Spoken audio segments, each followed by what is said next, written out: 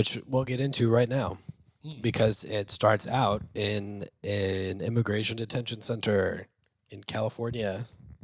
And a group of revolutionaries, which for some reason includes Leonardo DiCaprio, who looks like he's like 80 years old compared to these younger people.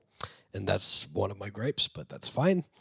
It's one of your grapes? Yeah, it's one of my grapes. Okay. Yeah, it's one of my How grapes. How many grapes do you have about this movie? At least 6. Okay. And 5 of them are Leonardo DiCaprio being too old.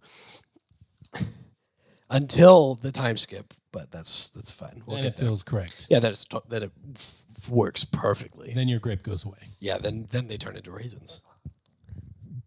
Just like people do as time goes on. Yeah. So there's a couple of revolutionaries that are important, and I don't remember half of their names. And some of them I can't say on the internet, or else they'll get mad at Jarvis. This is not the right one. That was Death Proof. Leo plays a guy named Bob, who is actually Howard. What about Bob? Yeah, what about him? We've had 3 movies. So many about Bobs. Bob. We got Sean Penn, who is Colonel Steve Lockjaw, who is the colonel residing over this detention center, and we got Perfidia. Is that the that's the right way to say it. And she is basically the leader of this group called the French 75. Yeah. Yeah. There's so many terms in this movie. And they're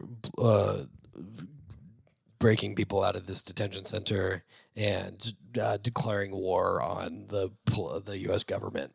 And that's what they do. And then we get Leo Howard and Perfidia grossly making out a lot. Yeah. After in the they backseat of the car. Yeah. And they're now a thing. And he makes explosives, and they blow things up, and then they kiss a lot. Yeah. They only kiss a lot. That's all they ever do. Never do anything else. Literal fireworks between the two. Yeah, literal fireworks. And all of the explosions are political statements and them trying to revolutionize the way things are done in the U.S. specifically. And I don't even think it's always over immigration. They just started out at an immigration center. It's like literally anything and everything that they disagree with personally. So people are really stuck up on that one part because it's the opening part. But some of it's like they don't agree with the senator's vote, and so they bomb the senator's workplace after hours, right, and stuff like that. So it's like it's a whole spectrum of things. Yeah. And the point of it, just to be clear, is not that revolutionaries are the way to solve the problem, because spoiler to the time skip, 16 years later everything's the same. So that's kind of that point. But I'm just trying to make it easy for people who are staunchly against this movie because of the opening scene understand that Ben Shapiro. It's not, the whole point of the movie is not that. It's not let's break people at immigration detention centers out of the immigration detention centers. It's people who are staunchly against one thing, and people who are staunchly against another thing are corrupt in it of themselves. That's motivations. And I think it's important to point out too that it's not, especially with Perfidia, it's not just a clear like good guy, bad guy. Like, yeah, she'll do whatever. Yeah, she's very. I would say her character is very selfish, self-absorbed, and unapologetic. And I think that they do that on purpose to draw the a comparison between her and Mr. Lockjaw. Yeah, Colonel Lockjaw is a by-the-book dude who does selfish things in a way that he can get away with them because of the power and position. Yeah, and Perfidia does what she wants despite being told that she can't. Yeah, she's a person who is in a position where she shouldn't or doesn't have any power. And you're not supposed to like her. Yeah, and she you kind of don't. Yeah. Because she's. No, well, yeah, we'll get to that part. But. Well, I was going to say, I think we can get to that part now where they actually meet for the first time is in one of these raids that they do. Lockjaw and Perfidia. Yeah. Yeah, and they have some weird sexual tension that threw me jarring. off. It was very jarring. Yeah. And I know it's on purpose now because they were trying to make a point. Paul Thomas Anderson, PTA for short. Yeah. Was trying to make a point.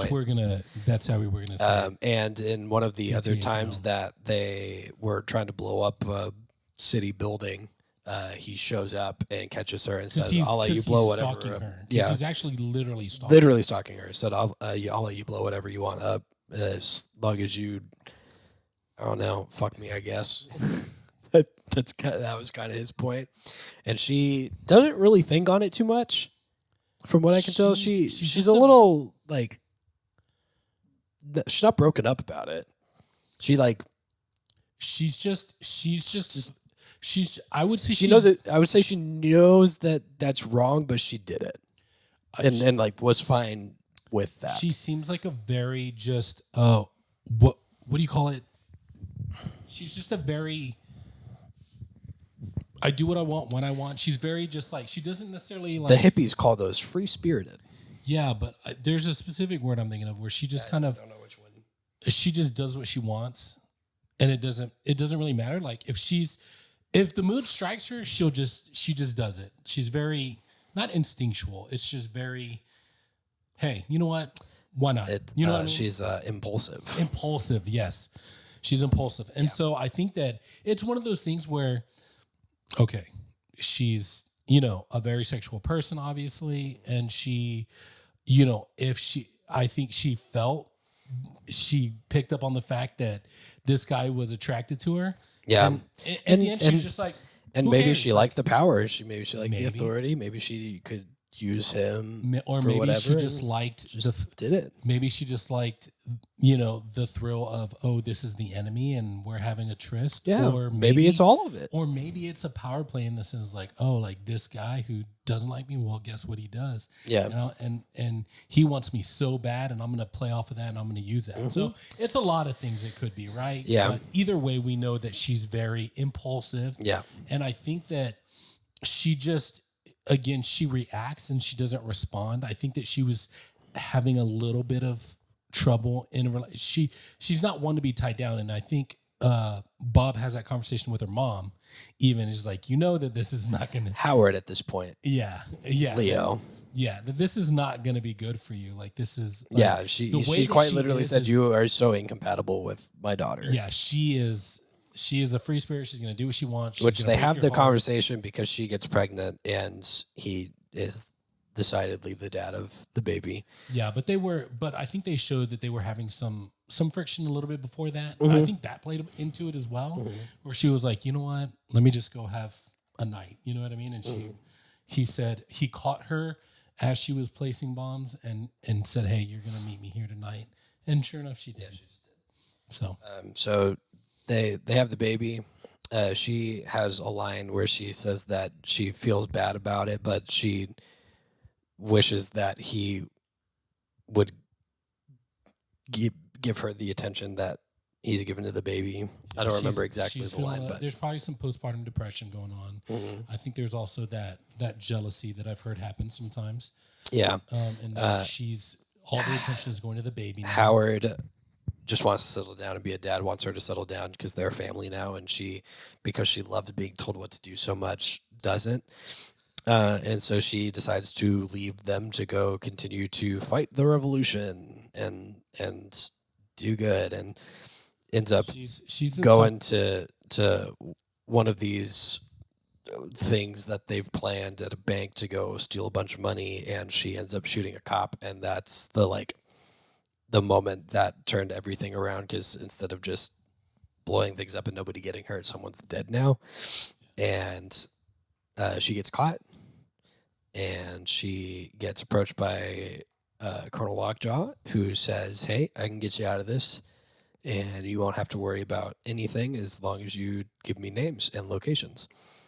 And so among other things. And so he puts her up in a nice house, and she's in rats everybody out. Yeah, she's in protective custody. Yeah, she's in the witness protection program, and she knows that everyone's getting tracked down and murdered, and so they're all on the run. I think she does still have a conscience. She does. Yeah, she feels bad about it. Yeah, but for sure she feels bad about it. Yeah, she does sell some of them out, but I think she reaches her limit. Is like, look, I'm not doing this anymore. I can't do this. And yeah, I mean, she quite literally can't do it anymore. Yeah, it's either life in jail or death or rat some people out. Yeah, she rats some people. So she rats some people out, and she ends up running away anyway. Is literally never heard from for the rest of the movie. I did enjoy Lockjaw looking like a complete simp idiot. Yeah, a buffoon. yeah, because he had a Medal of Honor for hunting down these terrorists, and even though he didn't get all of them yet, so I don't. Whatever, it's fine. It's like, you caught one. Good job. It's the hey, we won prematurely situation that sometimes happens. Yeah. So everybody who wasn't immediately shot down and found, they all go in hiding, and Howard is given these little devices that when they're within 100 yards of each other, make beautiful music, and is given some codes and pamphlets and documents that state like, hey, if something happens, here's how we can get a hold of each other. Here's where you can hide. Here's where to find everything. And the passwords and the codes. Here's your new name and your daughter's new name and where you guys are going to go live now. And I hope I don't have to see you ever again. Bye. And so they all separate. They all take their separate ways. And this is where we see everybody getting hunted down. And a bunch of them get killed. And then we get a 16-year time skip. Yeah. And this is where the movie gets really good. So Howard, now Bob, and his daughter, who is renamed Willa, and is now Willa because that's the only name she's ever known, live in this little small town in El Paso, Texas. And she's a really good student and does martial arts and is a black belt and is really good at that, does competitions. And he is a drug addict who drinks a lot. To the point where like she, as a 16-year-old teen, is concerned about his well-being, and he's like, I can take care of myself. And she's like, you literally drove home drunk. And he said, I know how to drink and drive. Yeah, he's very paranoid. God. He's very paranoid and overprotective. Yeah, and Leo does make a really good deadbeat dad for sure.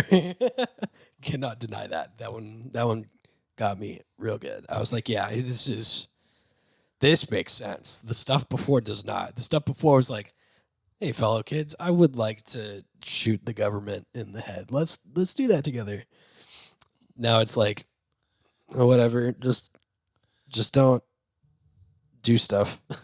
Yeah, there's a whole thing. Like he's like, so hey, I can drink and drive. I know how to do that. It's fine. Yeah, she's not allowed to have a cell phone. She secretly does because hey, guess what teenagers she's a teenager, do. Yeah. And then also he was like, hey, don't leave without your little because she's going to prom. Yeah, she's going to prom with her. And she's friends. Like, nobody's coming after you. And he said, that's non-negotiable. You have to take it. Yeah. Which is a good dad move. Yeah. It turns out, yeah. So she goes to prom, and wouldn't you know it? Colonel Steve Lockjaw, the now decorated soldier, gets approached by these. It's Bohemian Grove. I can say it because I'm not rich. It's Bohemian Grove. Anyone who knows that, you and I, we know stuff. Jarvis, you know Bohemian Grove? I do not know stuff. So Google that later and then feel bad about it. Do you know about the Freemasons? I've heard of them. Great. We're not going to talk anymore about that because there's one less than 5 miles from here. So it's this group called because they might be watching. They might recognize my face. Hey, if you are watching, put a like on the channel. And subscribe. So this group approaches him called the Christmas Adventurers Club, which is ridiculous on purpose. and they go, hey, we've got a new opening if you want to be a member, because you said you wanted to be a member. And he was like, I would love to be a member. Yeah, and he has and a they reputation. asked a bunch of questions. He has a reputation that lines up with their yeah. views. Yeah, and one of the questions that they ask is, have you ever had a sexual relationship with someone of a different race? And he went, no. So now he's got to track down who might be his daughter. She's not sure. He's not sure. Nobody's sure. Suspicions. Yeah, nobody's super sure of it, and he literally uses his authority to find a reason for them to invade this small town in El Paso, Texas, so that they can find who might be his daughter, so that he can make evidence disappear, so that he can join the Christmas Adventurers Club. He's really got his priorities straight. What I will say, just so that people who aren't familiar with the concept of a Christmas Adventurers Club, is it's a group of extremely affluent individuals who, when you are a part of the group, they treat you like family. Basically, it's a widely, well, not widely. It's a secret that if you get into one of these clubs, it's less of a secret nowadays. Yeah, if you get into one of these clubs, you don't have to worry about anything for the rest of your life. Like, you're financially taken care of. You're gonna be like physically secure. You're gonna be protected, guarded. And you may or may not have to maybe kill a couple of kids along the way. Whatever it takes. So, and you have to align wholly with every single one of the views, or else you, for lack of a better term, get lockjawed. Spoilers. So that's why he wants to be a part of this group, because not that he like completely actually aligns with all of their views, but because it means for him complete security in all sense of the word. And acceptance. Yeah, it's what a lot of people want. They want to be accepted. They want to feel special. You're a part of a group that wants to take care of you. Yeah, and it turns out that his biggest fetish is with a group of people that is not approved by this Christmas. Crazy thought. So he sends a raid to El Paso, and before he gets there, one of the what's her name? He hides it under specific raids on a bunch of different places. Like, I think 3 different places. Yeah, there's a taco joint. There's another 2 like restaurants or something, or businesses that they're there to. One of them was like a chicken nugget factory. Yeah. That gets brought up in a little while. Yeah. So, Deandra, which is Willow's aunt, gets word of this and heads out there and tracks her down at the high school so that she can take her to Sifty in the nick of time, like quite literally right before the military shows up. She shows her the little music wand. Yeah. And says the codes, and Willow knows the codes. And Willow repeats the thing that her dad told her, which is, if anybody has one of these and knows the codes, you trust them with your life. Yep. Which is true. And she does. Except did not tell her about the secret cell phone, because God forbid you get in trouble. Teenagers. And so they are off to the rendezvous point where they can go safely stay and not get tracked down. And Bob gets a phone call while he's at home getting high, and it's the revolutionaries, and they go, hey, basically Colonel Lockjaw's on his way to come and get you and your daughter and meet us at the rendezvous point. And he goes, okay, what's the rendezvous point? They go, you should have really looked into the information that you were given. Yeah. Because I can't just tell you that. And he goes, I don't think you understand. My teenage daughter is being hunted down by Colonel Lockjaw, and I don't remember where I'm supposed to go, so you need to tell me. They go, well, good luck with that, and hang up on him. So he panics and gets all of his shit together and goes to the tunnel that he dug in his house. Also in the nick of time. In the nick of time. And gets safely out of the house right before Lockjaw shows up and finds the tunnel and tries to smoke him out of the tunnel. Yeah, he's literally fumbling through this whole movie. He's just fumbling his way through. The one battle after another is quite literally only in relation to him. Yeah. Everyone else gets like one or two battles, and he just keeps He's on. just collecting them like Pokemon. God. He's got to catch them all, man. I think what was the alternate title I gave you? It was hold on. I don't know. Mine was Every Battle Everywhere All at Once. Saving Howard anyways.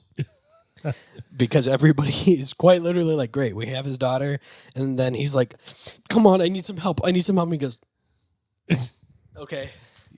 No, I think he literally says to the guy on the phone, like, look, I've been doing a lot of drugs and my memory ain't what it used to be, so just tell me where it is. Yeah. And he packs all of his stuff, including the phone that can't be tracked, and starts running. And he tries to find a charger for the longest time. He ends up going to his daughter's dojo. Yeah, which is where Benicio del Toro's character is. Yeah, he's the sensei. Yeah. And he goes, he just literally runs in while he's on the phone with family. And the family's like, hey, we got to get out of here. Cops are here. They're taking people. And he's so calm about it, so calm and collected. And which is a very scary thing. It's actually very scary good. that cops would show up and just take people without any provocation, without any. Some wouldn't even call them cops. Yeah, and I mean, it's kind of a scary thing that some would say they don't have any authority to be grabbing people. Yeah, some would. But the fact that his character was so calm in the face of this horrific thing that's happening, it was very fun to watch, especially because Bob's running around and he goes, I need a gun. All you got are nunchucks. And he goes, Bob, come on, we gotta go. Yeah. I'll get you a gun. This is a guy get in the car. This is a guy that knows the plan and is calm because he's following the plan. Dude, for a long while I was like, he's either a Fed or he's a part of the group that Bob's a part of. Yeah. That for a long time. He's not either. He's just a put together dude. Well, he's a plan. I think he's got his own operation, but he is aware of. Yeah. He's like, oh yeah. People. Like which makes sense because if you think about it, everybody's trying to help him out. Everybody knows who he is, and they're like not hiding the fact that they are aware, which means that they've had ties in there for a long time. Yeah. And so they go on the run. They finally get Bob to a charger where he calls the line again, and the guy's like, look, if you can't answer the question, I can't give you any information. And that's such a funny exchange too. Yeah, because the whole time he's like, I got this motherfucker, I got him right where I want him. And he doesn't. He literally does let me talk to your supervisor. And the supervisor is one of his old buddies. He's like, don't you know who I am? I'm so-and-so. And the guy's like, I have no idea who that is, and I can't give you any information. Yeah. So luckily, he does know somebody. Yeah, he talks to his buddy, and his buddy's like, you tell him what he wants. He's a fucking legend, you asshole. And you apologize, and you mean it. Yeah, what was his security question for him? What kind of pussy do I like? Yeah. It was a very specific. Just him. He's like, I'll know it by this. Yeah, answer. I'll he's know like, trust me, you're gonna be able to get this answer. He really did. And so he gets the rendezvous point with directions, which is insane to do. Regardless, Benicio del Toro goes, "Okay, we got to get out of here. You're gonna follow the Skeeter kids up on the rooftop." Parkour. Guys. Yeah. He goes with them. He falls.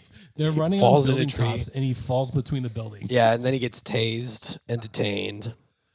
And then the skaters call Benicio, and they go, "Hey, your guy, he fell off the roof and got tased." And then he was like, "I know." Okay. But he's like, "Yeah, okay." He's like, "That's fine." He's like, "Is my gun okay?" And he's like, "Yeah, we got the gun." Okay, great. And so Leo's we see his daughter and the aunt, and she's like, "You have a fucking cell phone." They toss it out the window and break it. Yeah, we find out because it goes back to the friend. Oh, the it prom. goes back to the military guys questioning the kids. at the prom. And they keep on saying that she doesn't have a phone, and then one of them narcs. Like, he's like, okay, she's got one. Here it is. Yeah, and that so And they have a way to track where she's going, because at least the direction she's going in because of that. And then we come back to Bob, who this is where like some of the best lines come in. They had him in the trailer too, where they go, "What's your name?" and he goes, "Batman."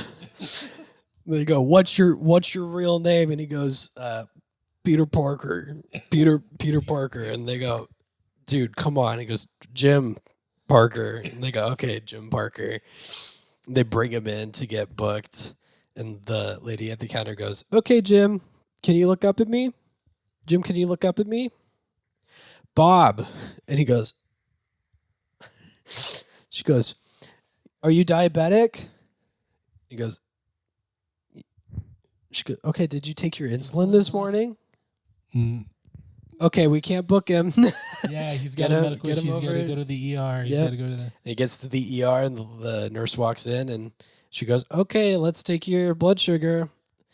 You're gonna..." She takes his arm with the cuff and goes, "You're gonna walk out the door to your right, go all the way down the exit, down the fire escape." Yep. And he goes, "Right now? Right now." And she walks out, and he, very confused by the whole exchange, gets up, walks out the door, goes down the fire escape. Benicio del Toro in a truck with a 6-pack. There it is, man. He's like, "Oh man, we're fucking in." That whole scene, I was like, this is so cool. As soon as she said Bob, yeah, no, he's like, totally, yeah. Like, oh hell yeah, like he's getting out of there, bro. Oh shit, it's happening. So they start going to it's a nunnery. Yeah, they're still trying to find his daughter. Yeah, and they have the location. They're just driving, Regina enjoying a 6-pack. Yep. They take her in. Yeah, there's some interesting conversations that happen there. Yeah, because Willow believes that her mom is a hero. Yeah, and they all know she's a rat. Like, yep, nope, she's yeah. So she's a traitor, and she basically gets locked in a room and has to listen to what people say for her safety. Yeah. Which she does not like, but she understands. Because she's a teenager. Because she's a teenager. All while... I want to stop right now and say, I think this is like her first major movie role. Yeah. And she crushed it. She crushed it. She did really good. So good. Okay, whole time. It was great. Yeah, she did a phenomenal job. So Bob and Benicio del Toro, sensei, if you will, are driving down country roads, basically drinking beers, and Bob, because he's just so fucking good at everything, drinks like big old swig as they're passing a police officer, and fucks them over, and so they start getting flagged down by the cop, and Benicio goes, "Okay," and Bob goes, "This is the end of the line, huh?" And he said, "Not for you. So what you're going to do is I'm going to take this corner and you're going to jump out of the car. Slow down a little bit. Yeah, I'm going to slow down a little bit. And you're going to jump out of the car and you're going to get the rest of the way there yourself." Yeah. And Bob just does not do anything well. Benicio whips the car a little bit. I love how he's hanging out the window. He's like, "Hey, are you going to slow down?" Yeah. Go, Bob. Go. And pushes him off the car, and then Benicio gets arrested. That's the last time we see him. Yeah. But he takes it all in stride. I think his character knew that once the cops put the lights on, that was it for him.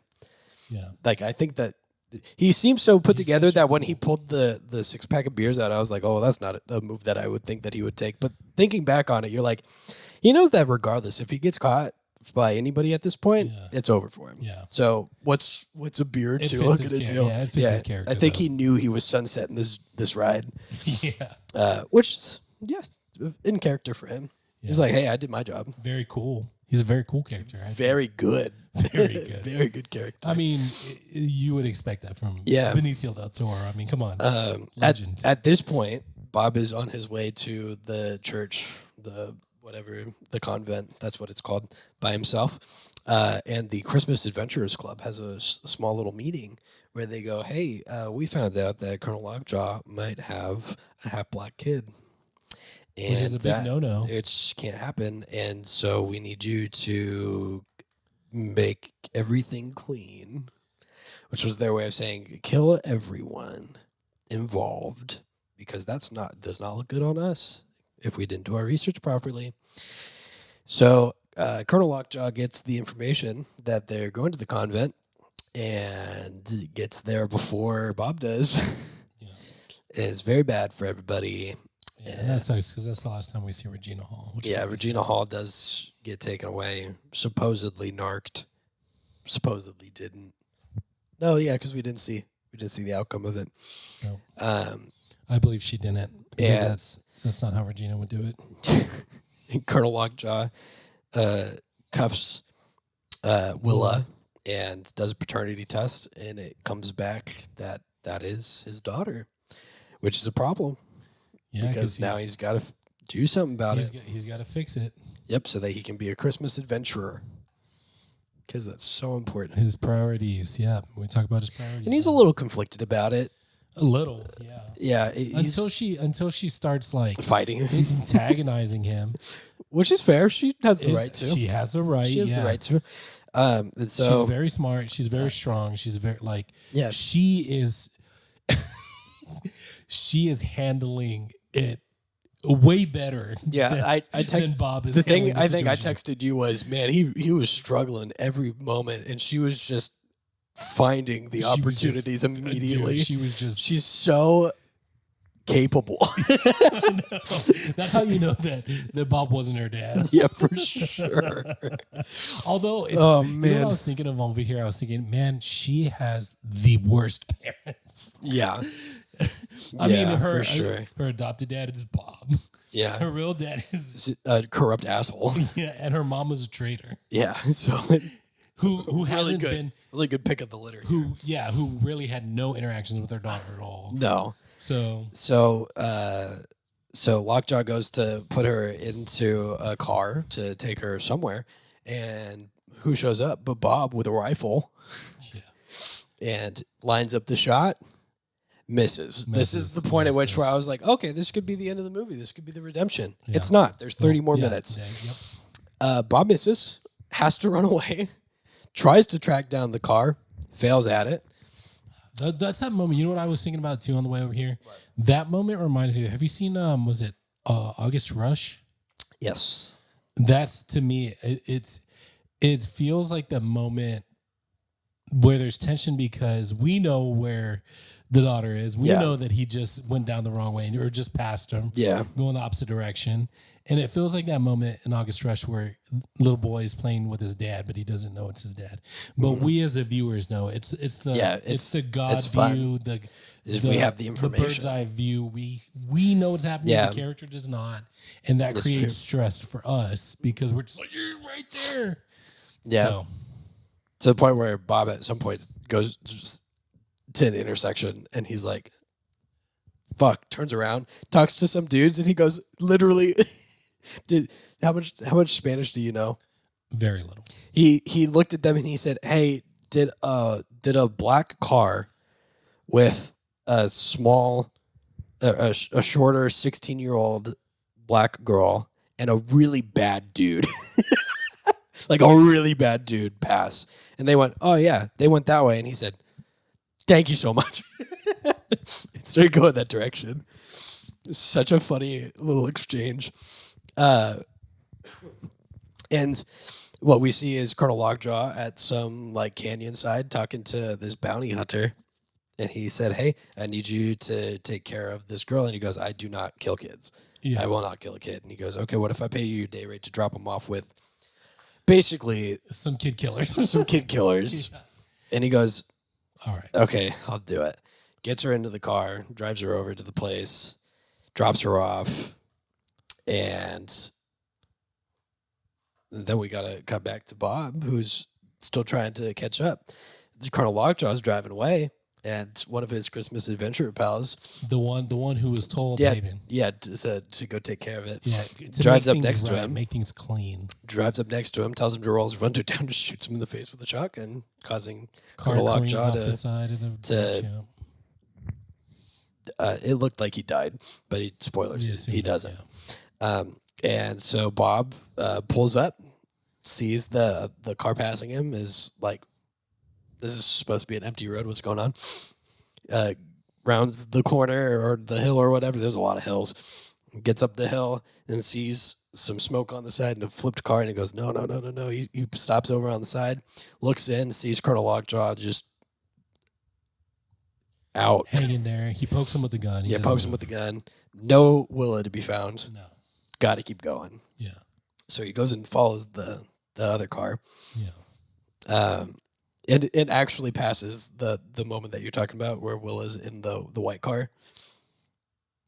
And they pass by and he sees for a second, but it was going too fast that he couldn't tell. Yeah. Yeah.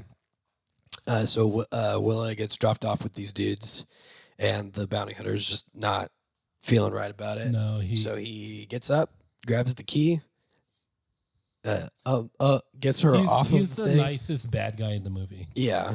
Gets her unlocked, tells her to run, and then goes and shoots a bunch of the dudes. He kills all the other guys. And gets killed. And she tries to get his car started and is having a hard time.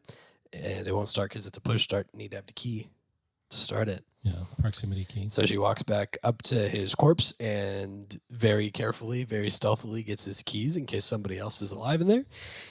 And she gets the fuck out of there. Yeah, dude, as quick as she can, man. And this is the craziest chase in the entire movie because it's so tense. It's so good. It's so good. So she's driving off. She doesn't know where she's going, but she's being chased by another car, and she doesn't know if it's a friend or not. No, she notices that she's got a tail. Yeah, and again, she does not recognize it. Freaking good, dude. It goes on for a little bit too. She knows what's going on, and she kept on going up and down some hills, and the car kept on chasing her. And at one point, she gets just over a hill, stops, dead stop, gets out of the car, runs over to the side. There's a little sign, and she's on a little hill, and she positions herself with a gun that she got from the shootout. And so she's just chilling there. The car is stopped on the road, right out of sight. Yeah, and the dude's going like. Probably like 120. Dude, he's going. He's going fast. He's booking it. He just slams straight into the car. Yeah, airbags deploy. Yeah, he's disoriented. Oh yeah. He gets out of the car, stumbles into the street, and she tries to do the code. Yeah, and he has no idea what are you talking about. What are you saying? And grabs for his gun at his hip, and she shoots him dead. Yes. On the spot. So satisfying. So satisfying. So satisfying to watch that. And then Bob, moments later, drives up. Here's the little thing going off. Yeah. So he knows he's close. Yeah. Gets out of the car, checking his corners. She's checking her corners. They don't see each other yet. They both point their guns at each other, and he goes, "Oh, thank God it's you!" And she starts going off, trying to get the code. The code, yeah. He's like, "It's me. It's your dad. You're fine." And she's like, "I don't know what's the code?" And he's like, "It's this. It's this. This is the code. It's fine. Everything's fine." She goes, "Who are you?" "I'm your dad." It's okay. Yeah.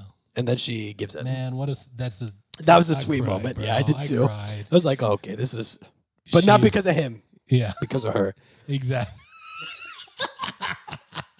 Oh man, yes, you feel relief that okay, she's finally safe. And like she just deserves to be protected, you know what I mean? And feel safe. She's already experienced more than any kid should ever have to. Yeah. She's traumatized. So we get another little time skip. Yeah. Short one. They're back at home. They both got iPhones. Yeah. He's learning how to take selfies. Yeah. He's really bad at it. And she's like everything else. Yeah. And she is revolutionary because we don't see that yet. But he hands her a letter from her mom, which is basically hey, I hope you grew up right. Yeah. And maybe hopefully at some point I'll see you again. But we don't ever see that happen. No. And then we see Colonel Lockjaw, whose face is all fucked up, being accepted. They go, "Hey, do you have a half-black daughter?" And he went, "I was unfortunately reverse raped," which is a crazy thing to say. Crazy. And apparently they buy it. So they're like, "Great, your Christmas adventure. Let me show you your office." They put him in the office. Yeah, you can come here anytime you need. It's like a home base. Yeah. Like they put him in the office. They lock him in there. They pump some fucking carbon monoxide in. Something. Knocks him out dead. Puts him in an incinerator. Boom. Everything's clean. No one has to touch shit ever again. We're good. So he's dead. which is also great. Yeah, that's what we wanted to see. And now we see that Willa is a revolutionary and is doing her own thing because she wants to. Yeah, I guess. I don't know. I didn't like that part, but it makes sense, I guess. I think it was just she was going to go do a protest or something. I don't know. Was it she was going to go like, you know what? Blazing like her mom? Maybe I should go see it again just so I could watch that like last 30 seconds because I thought it was like a police radar that she was scanning. It might have been, yeah. And she was just going to go to whatever it was. You're right. It could have been. It could have been. I have no idea. Could have been more intense than it could have am imagining. But if it was a protest, that makes sense. If it was a revolutionary stuff, I don't like it as much, but it makes sense. Yeah. Just because it feels like she should probably not be into that. I think it's but I think it's one of those things. She's kind of seen how horrible things are, and that's true. It's kind of hard and how unfair things can be, especially as a teenager, you're getting kidnapped and freaking stolen. And Bob isn't, by the way, anymore. He's done. He's tapped out. Yeah, he just wasn't. I don't think he was really made for that. No, he's good with learning how to take selfies on his iPhone. And perfectly happy. That's the level of challenge he needs in his life. That much, for sure. For sure. That's he's already a single dad raising a teenage daughter. So that's already hard enough. Yeah. He doesn't need anything more than that on his plate. So that's one battle after another. Hey. You look good over there. Look real good. Have you thought about sharing your kindness with others? Share the love. Maybe like the video. Click on that subscribe button. And show your friends. Yeah, just touch it ever so lightly, that like button. Move over to the subscribe button. Maybe tap your keyboard just a little bit. Leave a comment.